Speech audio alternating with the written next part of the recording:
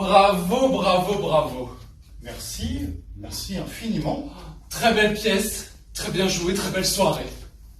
Venant de vous, Vous faites souffler un vent de jeunesse sur le théâtre qui en a bien besoin. vous êtes sincère? Non, pas du tout. Je suis désolé, je ne sais pas ce qui m'a pris. L'ambiance de la soirée, l'euphorie partagée, j'ai voulu me mettre au diapason. Je déteste les premières. Je n'aurais pas dû venir, j'ai voulu louer. Vous n'étiez pas invité? Non, non. Enfin, si, bien sûr, je veux dire louer. Vous louez, comme les autres. Magnifique. Quelle belle soirée. Et patati et patata.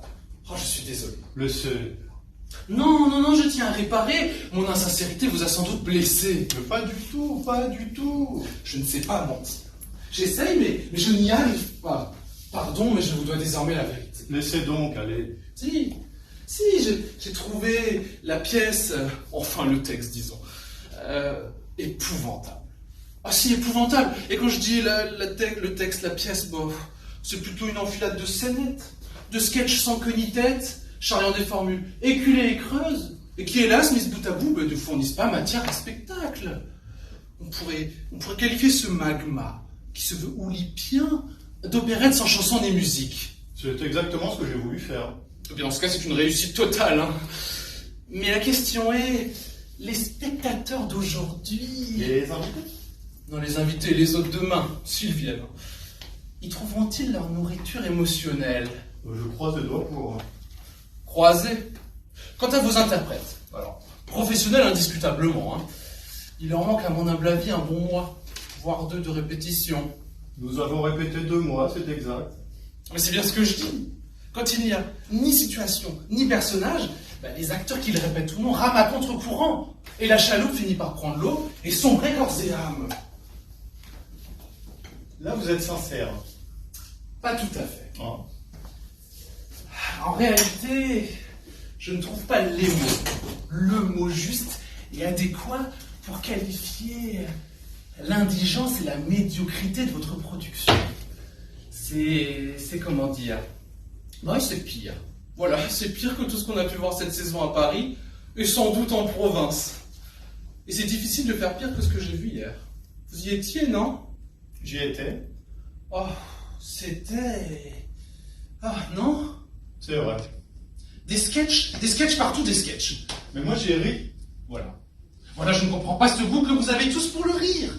Où sont nos pièces en 5 actes, de tragédie moderne, qui nous montreraient le monde tel qu'il est, ou plutôt tel qu'il devrait être? Utopie. Utopia. Où sont les œuvres majeures s'inspirant de notre commune et misérable condition humaine pour la sublimer, la transcender?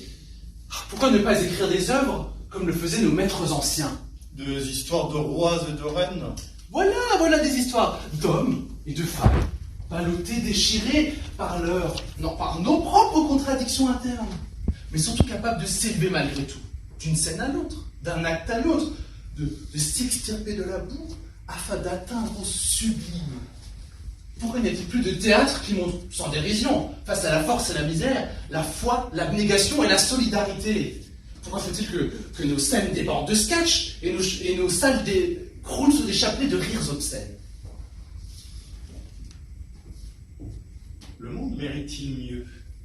Pardon? Je dis le monde. Votre monde. Notre monde. Mérite-t-il encore des pièces en 5 actes? Ah, vous me... Je pense que consacrer une partie de ses loisirs à la rédaction de sketchs destinés à faire rire de lui, qui? du monde, c'est déjà faire preuve de courage, de foi et d'abnégation. Je dirais même que dans le monde où nous vivons, le moindre écrit en quête de public et de rire confine à l'utopie, aux vœux pieux. Vous êtes sincère, là? Moi, pas du tout. Mais comme vous l'avez si justement remarqué, il est bon les soirs de première de se hisser au diapason. Et si toute réflexion faite, vous rajoutiez un peu de musiquette, ça deviendra peut-être un peu plus... Enfin, moins. Non? Avec des paroles en anglais Ah, pourquoi pas? et un peu de rap. Voilà. Vous voyez que vous voulez vous y mettre? Le monde moderne vous pénètre et vous inspire. Et vous étiez quoi? Oh, moi. Une pièce? Oh non, pas une pièce. J'écris la saga de l'automne pour la 2. Oh, dis donc! Et 12 fois 52.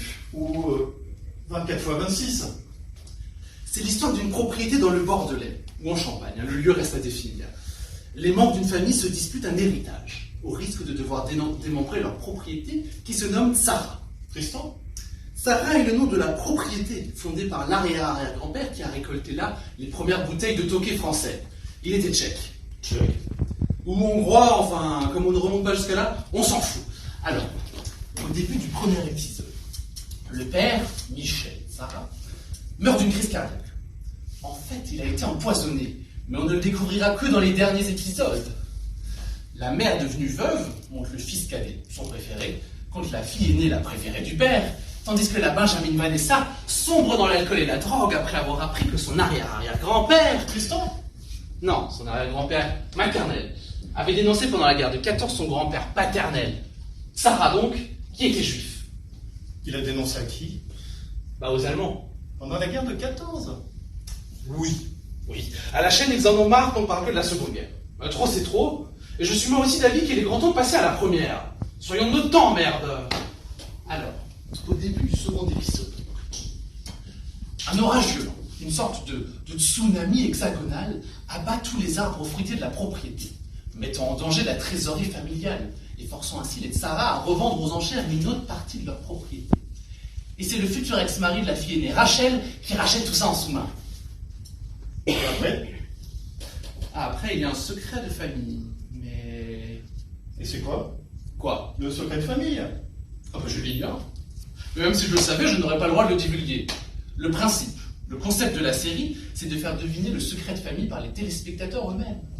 Ce qui me permettra de rédiger la saison 2 en partant de ce secret démocratique et consensuel, rendant ainsi la chose innovante, car interactive. Vous voulez que je vous dise? Non, j'ai peur que ça me coupe. Je suis en plein dedans, je n'aime pas parler de mes œuvres tant qu'elles sont en cours d'élaboration. En tout cas, encore une fois, bravo. Oh si, je vous laisse à vos admirateurs. Moi au vôtre. Merci 1000 fois. 10 000 pour moi. C'est un plaisir. Vous en êtes un autre. C'est trop aimable.